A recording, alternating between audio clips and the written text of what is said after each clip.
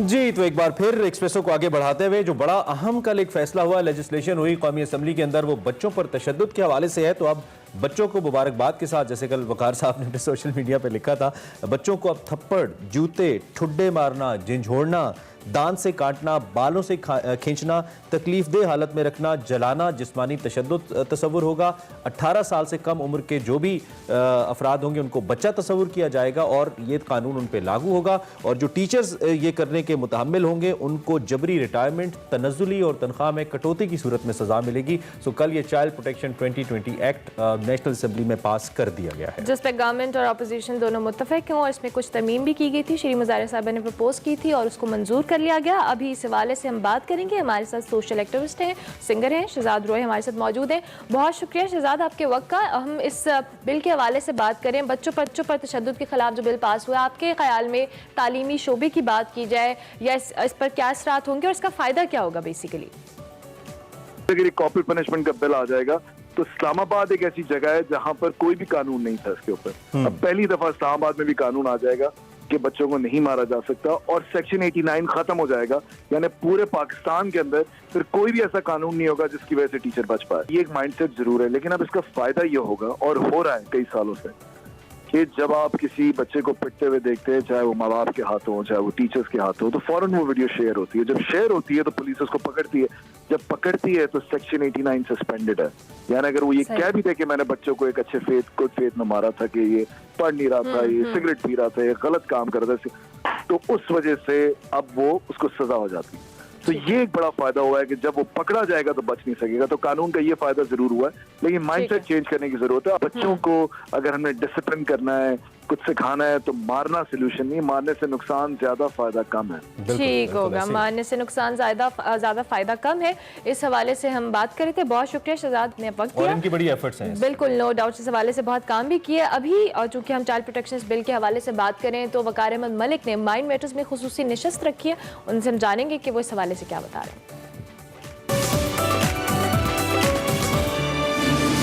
अस्सलाम वालेकुम, आप देख रहे हैं माइंड मैटर्स और मैं हूं वकार अहमद। आज हमारी मेहमान है नबीला फिरोज़, जो कि बच्चों के हुकूक के हवाले से एक बहुत ही तवाना आवाज़ है पंजाब में। संजोग की प्रोग्राम मैनेजर हैं, बहुत सारे मुख्तलिफ जो पब्लिकेशंस हैं उनकी आर्टिकल्स लिखती हैं, मज़ामीन लिखती हैं बच्चों के हुकूक के लिए, बहुत ही आवाज़ उठाती हैं बच्चों के हुकूक के लिए।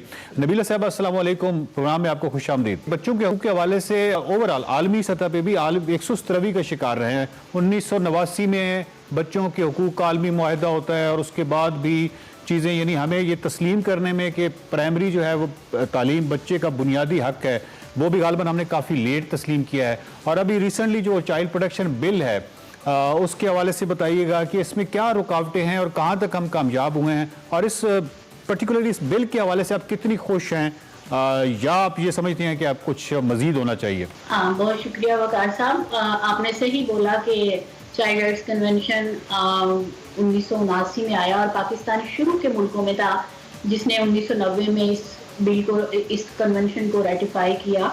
और अभी 30 साल गुजर चुके हैं पाकिस्तान को इसका रुकन बने हुए, और इसके बावजूद बच्चों की सिचुएशन जो है वो पाकिस्तान में इतनी अच्छी नहीं है। आम फिगर है कि 2 करोड़ से ज़्यादा बच्चे जो हैं वो स्कूलों से बाहर हैं। डेफिनेटली 2010 में इसको कॉन्स्टिट्यूशन ऑफ पाकिस्तान में फंडामेंटल राइट के चैप्टर में 25A के हवाले से नाफिज किया गया, और फिर भी बहुत से बच्चे जो हैं हमारे गलियों में हैं, सड़कों पे हैं, स्ट्रीट्स में हैं, बैगिंग में मुलविस हैं और नहीं हैं वो स्कूलों में, जो कि बहुत बड़ी ज़रूरत है। कल का दिन एक बहुत अच्छा दिन था और बड़ी खुश आयन पेशरफ्त हुई है।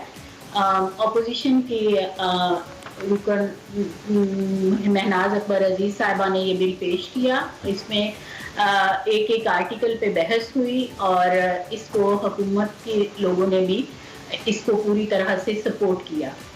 वफाकी वजीर जो इंसानी हकूक़ की हैं डॉक्टर शीरी मज़ारी, उन्होंने इसकी जो दफ़ा नंबर 5 है आर्टिकल 5 में उन्होंने इसमें कुछ तब्दीली भी रिकमेंड की और उनकी तब्दीली कबूल हुई, क्योंकि उसमें थोड़ा सा ये था कि अगर किसी बच्चे को कॉर्पोरल पनिशमेंट के हवाले से मसला आता है तो शायद उनको फिर ईवानों से रजू करना चाहिए और इस तरह। लेकिन कहा यह गया कि इसको अगर कॉर्पोरल पनिशमेंट का कोई वाक़या होता है तो बाकायदा अदालतों को इख्तियार होना चाहिए इन चीज़ों को देखने का। अच्छा, नबीला साहब ये बताइएगा कि 1989 में जब हमने पाकिस्तान इब्तदाई ममालिक में था, बिल्कुल आपने दुरुस्त कहा कि जिन्होंने साइन किए बच्चों के हकूक़ के आलमी मुआहदे पे, तो जब आप साइन कर जाते हैं यानी साइन कर लेते हैं इस तरह के आलमी मुआहदे पे, तो भी आप पाबंद होते तो हैं, लेकिन ये जो कौमी असम्बली की ये जो लेजिस्लेशन है ये अपनी जगह पे क्यों ज़रूरी है?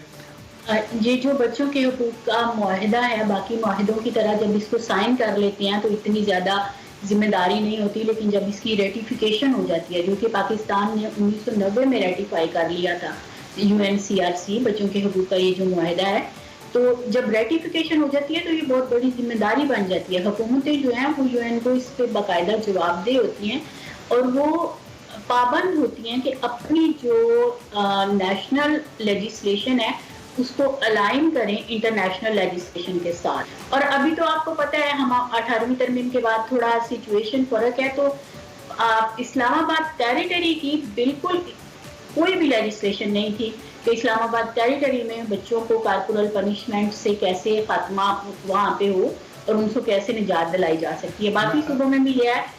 नबील साहब, मैं ये पूछना चाह रहा हूँ कि आप यानी हम जिस तरह बच्चे की तालीम को बुनियादी हक तस्लीम करने में हमें इतनी देर लगी, मुआहदे से तकरीबन मेरा ख्याल है कि 20 साल बाद हमने वो तस्लीम किया, यानी इसी तरीके से इसको भी 30 साल हो गए हैं, यानी इसको 30 साल हो गए हैं। और मुझे सिर्फ आप ये बताइएगा कि उस मुआहदे के हवाले से ये भी ज़रूरी है कि हर 4 या 3 साल बाद आपको एक रिपोर्ट भेजनी होती है, तो क्या हम इस तरह रिपोर्ट भेजते रहे हैं बच्चों के हवाले से अक़वाम मुत्तहिदा को? जो UNCRC की रिपोर्ट है वो हर 5 साल के बाद हमें UN में जमा करवानी होती है। ठीक है। तो हमारी तरफ से कुछ डिलेज हुए हैं। हमारी जो आखिरी रिपोर्ट थी मतलब 5th रिपोर्ट गई हुई है जो 2014 में सबमिट हुई थी, उसकी रिकमेंडेशंस 2016 में आई हैं। अभी हमारी जो अगली रिपोर्ट जानी है वो इस साल जानी चाहिए, लेकिन अभी हम कोई आवाज़ नहीं सुन रहे हुकूमती ऐवानों में। इस लेजिस्लेशन के हवाले से, बच्चों के हवाले से और स्पेशली जिस्मानी सजा पे की ममानत के हवाले से देखा जाए तो इस हवाले से बाकी सूबों की क्या सूरत हाल है? सिंध बेहतर है, पंजाब में क्या सूरत हाल है? सिंध की बिल्कुल लेजिस्लेशन है, उनकी स्ट्रॉन्ग लेजिस्लेशन है।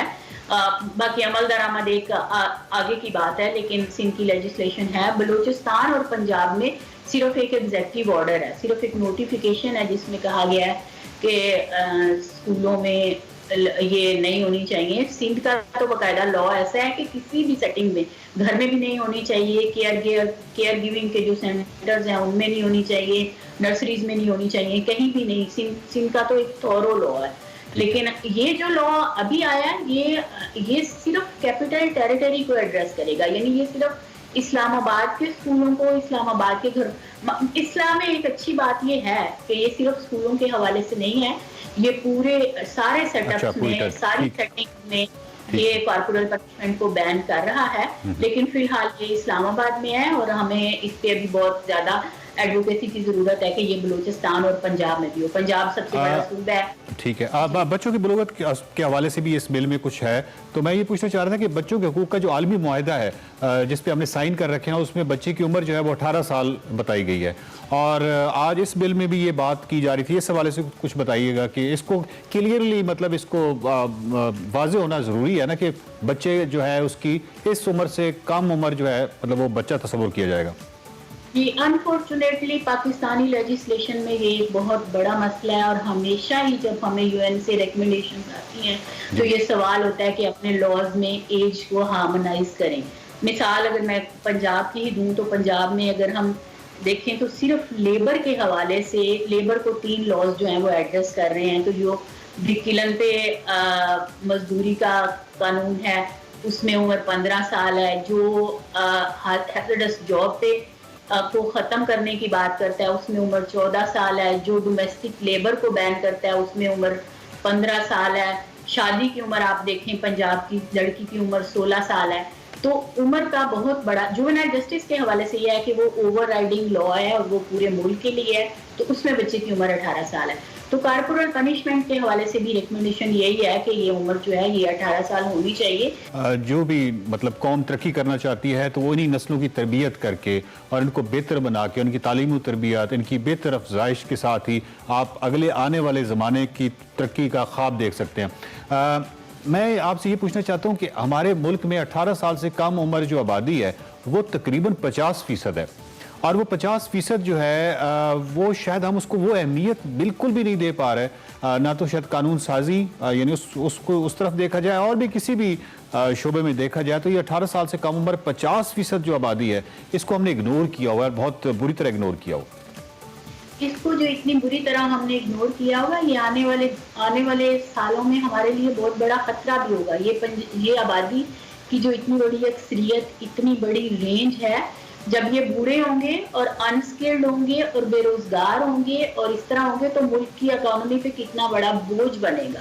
तो ये तो मैं बिल्कुल आपकी बात से इत्तेफाक करती हूँ कि बच्चे बहुत ज्यादा इग्नोर हो रहे हैं। और अब पता नहीं क्या वजह है कि हमारे मुल्क में बच्चों पे शायद इनके पास वोट का हक नहीं है या क्या चक्कर है, इनकी लेजिस्लेशन पे, इनकी डेवलपमेंट पे, इनकी किसी भी काम पे उतना ज्यादा ध्यान नहीं दिया जाता जितना कि वोटर्स के कामों पे और वोटर्स की फलाह पे। नबीला साहब ये बताइए, एक बड़ा एक टेक्निकल से सवाल आपसे पूछने लगा हूँ। जिस्मानी सजा का जो मुतबादल था यानी पॉजिटिव डिसिप्लिन, तो उसकी तो किसी जगह पे कोई ऐसा हमें टेक्स्ट बुक्स में या एम.एड में या बी.एड के सिलेबस में कोई इस तरह की चीज़ें नहीं मिलती, यानी बड़ी मज़ाक़-खेज़ सी सूरत हाल बन गई है। वो मज़ाक़-खेज़ इसलिए है कि आपने हाथ से डंडा ले लिया है उस्ताद से, लेकिन आपने उस्ताद को पॉजिटिव डिसिप्लिन या मुस्बत तरबियत कैसे करनी है, तो कॉर्पोरल पनिशमेंट तो आप कहेंगे कि ठीक है कॉर्पोरल पनिशमेंट जो है वो बुरी चीज़ है, लेकिन उसके नतीजे में जो डिसिप्लिन किया जाता था बच्चों को, चाहे वो तरीका गलत था, अब उसके तरीके, अब आपने डंडा तो ले लिया, अब मुस्बत तरबियत जिससे डिसिप्लिन किया जाता है वो माशरे को वो भी तो देने की ज़रूरत है, ये उस्ताद को देने की ज़रूरत है।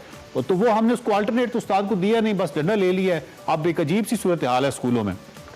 बिल्कुल 100% सही बात की, और इसमें मीडिया का भी बहुत रोल होगा, क्योंकि अगर अभी हम आज मैं बहुत ज़्यादा अप्रिशिएट करती हूँ एक्सप्रेस टीवी को भी आप लोग इस पे बात कर रहे हैं, और भी चैनल्स को चाहिए कि इस पे बात करें। और बात यहाँ पे ख़त्म नहीं होती कि हम सिर्फ इस लेजिस्लेशन की तारीफ कर दें, इसके भी बहुत से मराहल हैं। ये लेजिस्लेशन एक तो सारे सूबों में होनी चाहिए, फिर इसके बाद इसकी इम्प्लीमेंटेशन, और इसकी इम्प्लीमेंटेशन के हवाले से ये चीज़ें बहुत ज़्यादा दरकार होंगी कि पॉजिटिव डिसिप्लिनिंग जो है वो स्कूल टीचर्स को तो चाहिए ही चाहिए, इसके अलावा पेरेंटिंग पे क्लासेस होनी चाहिए, क्योंकि अगर पॉजिटिव डिसिप्लिनिंग माँ बाप या टीचर्स नहीं कर सकते तो ये बच्चे का कसूर नहीं है, या बच्चा ढीठ नहीं है, या बच्चा खराब नहीं है, अगर बच्चा कमजोरी वालिदैन या और टीचर्स में और बड़ों में है। बड़ों में वालिदैन या साथी जो है वो अगर पॉजिटिव डिसिप्लिन से या मुस्बत तरबियत से आगाह नहीं है तो इसका मतलब ये नहीं है कि वो बच्चे की गलती है। और नबीला साहब, मैं अमूमन कहा करता हूँ कि आप जब बाजार में फ्रिज लेते हैं या मोबाइल लेते हैं या कोई भी चीज़ लेते हैं तो साथ आपको एक मैनुअल मिलता है और वो आप बड़े शौक से पढ़ते हैं, और जो दुनिया की सबसे कम्प्लेक्स मशीनरी आप उसको कह लें, ये कम्प्लेक्स तरीन चीज़ है बच्चा, वो आता है और उसका मैनुअल जो है वो इसको हम ज़्यादा अहमियत नहीं देते हैं। कुछ भी मतलब हमारे मुल्क में रिवाज ही नहीं है कि कोई जोड़ा शादीशुदा होने जा रहा है तो हम उसकी कुछ पहले से कोई क्लासेस हो, कोई तरबियत हो, कोई उनको अगली जिंदगी के लिए उनको अवेयर किया जाए। इवन यूनिवर्सिटी के स्टूडेंट्स मतलब यूनिवर्सिटी तक पढ़ जाते हैं, लेकिन पेरेंटिंग पे और शादीशुदा नबीला साहब, पेरेंटिंग जो है ना वो आपको समझ आती है जब ये दादा दादी बनते हैं ना, और वो पोते जो उनको बहुत अच्छे लगते हैं। एक्चुअली होता ही है कि अपनी उम्र में जब उनके अपने बच्चे थे उस वक्त उनकी पेरेंटिंग थी नहीं, मतलब वो स्किल्स या वो क्या कहते हैं उनको वो तरबियत नहीं थी। जब वो बड़े हो जाते हैं उस वक्त उनको हो जाती है, लेकिन फिर वो टाइम गुजर जाता है। नबील साहब, बहुत बहुत शुक्रिया, हम आपको जहमत देते रहेंगे। Thank you very much. और जी थैंक यू जी, बहुत शुक्रिया।